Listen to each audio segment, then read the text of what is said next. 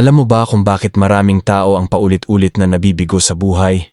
Kahit nagtatrabaho sila ng husto at masipag, hindi ito dahil sa kakulangan sa talento o swerte, kundi sa mindset na nakaupo sa kanila simula pagkabata. Marami ang natutong magsunod sa comfort, mag-adjust sa expectations ng iba, at takot gumawa ng desisyon na maaaring magdala ng kaunting sakit o hirap. Sa mundong puno ng kompetisyon, ang takot na iyon ang siyang pumipigil sa kanila upang mag-level up. Ang self-discipline ay hindi isang bagay na likas sa lahat. Hindi ka natural na gagising ng maaga, mag-i-invest sa sarili mo, o maglaan ng oras sa mga bagay na hindi instant gratification. Kadalasan pumapasok ang temptation ng madaling saya, social media, bisyo, o mga tao na walang ambisyon. At habang pinipili mo ang dali, unti-unti mong nakakalimutan ang tunay na potensyal mo. Sa mga taong nagtatagumpay ay may kakayahang mag-prioritize sa kabila ng discomfort.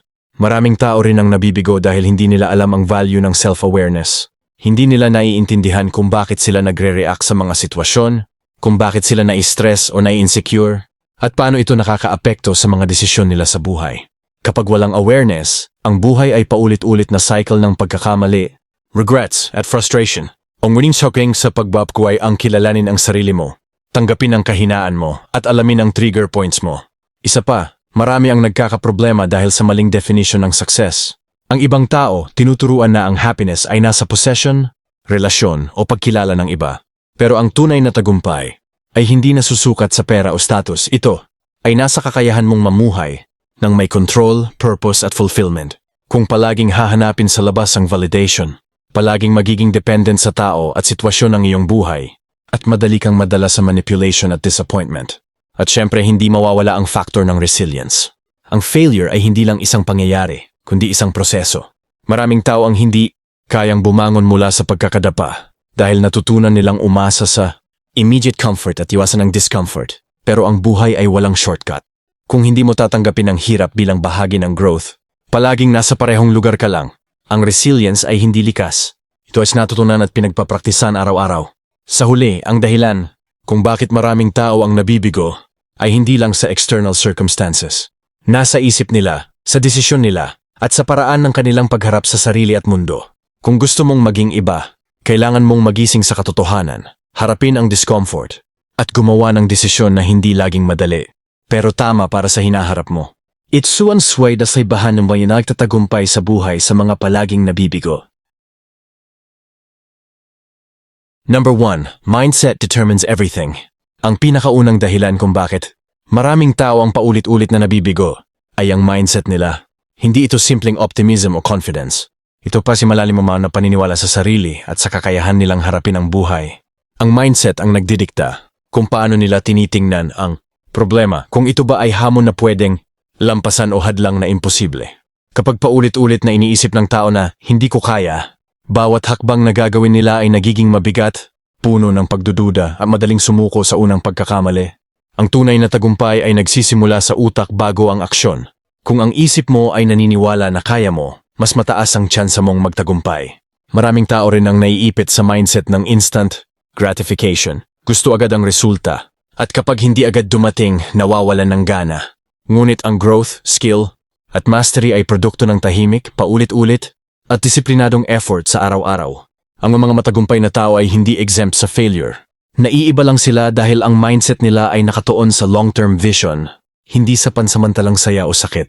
Sa madaling salita, kung gusto mong lumabas sa cycle ng kabiguan, kailangan mo munang ayusin ang pananaw mo sa sarili at sa buhay. Ang mindset ay hindi magic, ngunit ito ang pundasyon ng lahat ng aksyon mo. Kapag matibay ito, ang iba pang aspeto ng buhay, discipline, focus, resilience ay susunod ng natural. Number 2. Discipline is the bridge between goals and reality. Isa sa pinakamalaking dahilan kung bakit maraming tao ang nabibigo ay dahil kulang sa disiplina.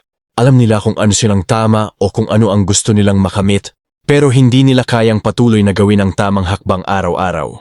Ang disiplina ang nag-uugnay sa pangarap at sa aktwal na resulta.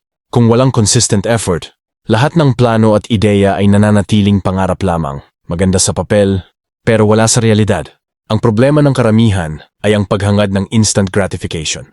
Mas gusto nilang maramdaman ng saya o reward agad kaysa mag-invest ng oras at enerhiya sa proseso na kadalasan ay mahirap at nakakapagod. Kaya madali silang sumusuko sa unang hamon. o tumatakas sa discomfort. Pero ang mga taong nagtatagumpay ay may kakayahang tiisin ang hirap at gumawa ng maliit na tamang hakbang araw-araw kahit walang nakaka-appreciate o nakikitang resulta. Disiplina rin ang nagtuturo sa atin na huwag magpadala sa emosyon o impulsive decision. Kapag kontrolado mo ang sarili mo, ang oras, ugali, ang reaksyon mo, mas malinaw ang desisyon mo sa buhay. Ang mindset ay mahalaga pero kung walang disiplina, nananatili itong ideya lamang. Sa madaling sabi, kung gusto mong lumayo sa failure cycle, kailangan mong magpatuloy sa tama kahit walang kasiguraduhan. Ang consistency, repetition at commitment ay mas malakas kaysa sa galing o swerte. Number 3. Self-awareness is the key to growth. Maraming tao ang nabibigo dahil hindi nila alam ang kanilang sariling mga kahinaan at limitasyon. Ang self-awareness ay kakayahang kilalanin ang sariling emosyon, reaksyon, ugali at pattern sa buhay. Kapag hindi mo alam kung bakit ka nagre-react sa isang sitwasyon o kung ino ang nagpapalakas o nagpapahina sa'yo, madali kang maligaw sa desisyon at paulit-ulit na nagkakamali. Ang mga taong may mataas na self-awareness ay may kakayahang kontrolin ang sarili at maunawaan ang iba, kaya mas malinaw ang kanilang direksyon sa buhay. Isa pang dahilan kung bakit mahalaga ang self-awareness ay dahil ito ang nagiging gabay sa decision-making. Kapag kilala mo ang sarili mo, mas alam mo kung alin ang tamang opportunity at alin ang dapat iwasan. Hindi ka basta-basta naaapektuhan ng opinyon o emosyon ng iba at mas kaya mong i-prioritize ang long-term goals kaysa short-term comfort. Ang self-awareness ay hindi instant. Ito ay pinapanday sa pamamagitan ng pagmumuni-muni, reflection at honest na pagtanggap sa sarili. Kapag natutunan mong kilalanin ang patterns ng sarili mo, kung kailan ka nadadala, kung ano ang nagpapahina sa'yo, magkakaroon ka ng kapangyarihang baguhin ang buhay mo sa halip na pabayaan itong kontrolin ng circumstantial factors o ibang tao. Sa madaling sabi, kung gusto mong makalabas sa cycle ng failure, simulang kilalanin ang sarili mo ng tapat at gamitin ang kaalamang ito para gumawa ng mas matalinong desisyon araw-araw. Number 4. Redefining success beyond external validation. Maraming tao ang nabibigo dahil mali ang pagkakaintindi nila sa success. Sa karamihan ng kultura, itinuro sa atin na ang tagumpay ay nasusukat sa pera, posisyon, o kung gaano ka kilala. Ngunit ang tunay na success ay hindi nasusukat sa external factors. Dakitin na sa inner fulfillment, purpose, at control sa sariling buhay. Kung palaging hahanapin mo ang approval o recognition mula sa iba, palaging magiging dependent sa tao at sitwasyon ang iyong desisyon. Ito ang dahilan kung bakit maraming tao ang palaging frustrated at pakiramdam nila ay stuck sa buhay. Ang external validation ay pabago-bago at hindi permanente. Ang taong nakabase ang self-worth sa opinyon ng iba ay laging nasa cycle ng disappointment at comparison. Samantalang ang mga tunay na matagumpay ay nagtatagumpay dahil kilala nila ang sarili. Alam nila ang priorities nila at hindi sila nadadala sa opinyon ng iba. May kalayaan silang gumawa ng choices na para sa kanila, hindi para sa sinuman. Redefining success ay nangangahulugang itigil ang paghahanap ng approval, simulan ang paghahanap ng purpose. Hindi ito madali. Kailangan ng courage na harapin ang judgment ng iba, discomfort at risk ng pagkakamali. Ngunit sa huli, ito ang susi para magkaroon ng buhay na may meaning at fulfillment. Sa madaling sabi, kung gusto mong makalabas sa paulit-ulit na kabiguan, kilalanin at tukuyin ang sariling standard ng success at huwag hayaang maging dikta ito ng iba.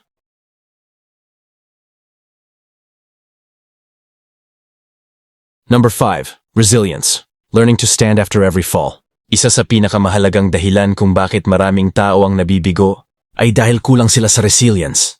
Ang buhay ay puno ng pagkakadapa, rejection at failure, at ang paraan mo sa pagharap dito ang nagdedetermina kung aabutin mo ang tunay na tagumpay o palaging babagsak. Maraming tao ang natututo na kapag nadapa, manatili sa lupa, na para bang natural na lang na ang kabiguan ay permanenteng katapusan. Pero ang resilience ay hindi lang kakayahang bumangon. Ito ay mindset na matututo mula sa pagkakamali, tanggapin ang hirap bilang parte ng proseso, at gumawa ng aksyon kahit pagod o discouragement na ang nararamdaman. Kapag may resilience ka, ang bawat pagkadapa ay nagiging lesson, hindi trauma. Ang mga taong matatag ay hindi nagrereklamo sa unang balakid. Sa halip, ini-examine nila kung ano ang natutunan nila, paano maiwasan sa susunod at paano lalapit sa problemang may mas tamang strategy. Resilience ang nagpapakita ng tunay na lakas dahil hindi ito nakabase sa comfort o luck, nakabase ito sa consistency ng effort kahit hindi ka komportable. Mahalagang tandaan na ang resilience ay hindi instant na natututunan. Ito ay binubuo sa pamamagitan ng paulit-ulit na pagsasanay sa sarili, sa maliit o malalaking hamon, at sa pagtanggap na ang buhay ay hindi laging patas. Ang tao na may resilience ay hindi natitinag ng temporary failures, at dahil dito, mas handa silang harapin ang mas malalaking hamon sa hinaharap. Sa madaling sabi, kung gusto mong makalabas sa cycle ng kabiguan, palakasin ang resilience mo. Tanggapin ang discomfort, matuto mula sa pagkakamali, at bumangon sa bawat pagkakataon dahil sa huli, ito ang paghuhubog sa iyo para maging mas matibay at matagumpay. Number 6. Taking responsibility. Owning your life completely. Maraming tao ang nabibigo dahil hindi nila tinatanggap ang buong responsibilidad sa kanilang buhay. Madali nilang sinisisi ang kapalaran, ang gobyerno, ang pamilya, o kahit ang mga kaibigan sa kanilang sitwasyon. Ngunit ang totoo, ang kapangyarihan ng pagbabago ay nagsisimula sa pagtanggap na ikaw ang may hawak ng desisyon mo. Kapag inako mo ang responsibilidad sa bawat aksyon, reaksyon, at pagpili mo, nawawala ang excuse at nagsisimula ang tunay na growth. Ang pagtanggap ng responsibilidad ay hindi laging madali. Kailangan mong harapin ang katotohanan tungkol sa sarili mo, tanggapin ang pagkakamali, at gumawa ng konkretong hakbang para ayusin ito. Sumatong matagumpay ay hindi nag-aantay na may magligtas sa kanila. Sila ang gumagawa ng aksyon, kahit mahirap o nakakakaba. Sa bawat maliit na desisyon na ginagabayan ng responsibilidad, mas napapalapit sila sa kanilang layunin at mas nagiging malakas laban sa adversity. Kapag hindi ka handang tanggapin ang responsibilidad, palaging may dahilan kung bakit hindi ka nakakausad. Ngunit kapag inako mo ang buhay mo, nagkakaroon ka ng control at freedom. Nagiging malinaw kung ano ang kailangan mong gawin at mas madali mong pinipili ang long-term success kaysa short-term comfort. Sa madaling sabi, kung gusto mong talagang lumabas sa cycle ng kabiguan, simulan sa pagtanggap at pag-aako ng responsibilidad sa lahat ng aspeto ng buhay mo. Kapag ginawa mo ito, ikaw na ang may hawak ng direksyon mo at wala nang makakapigil sa iyo sa paggawa ng tamang hakbang para sa hinaharap.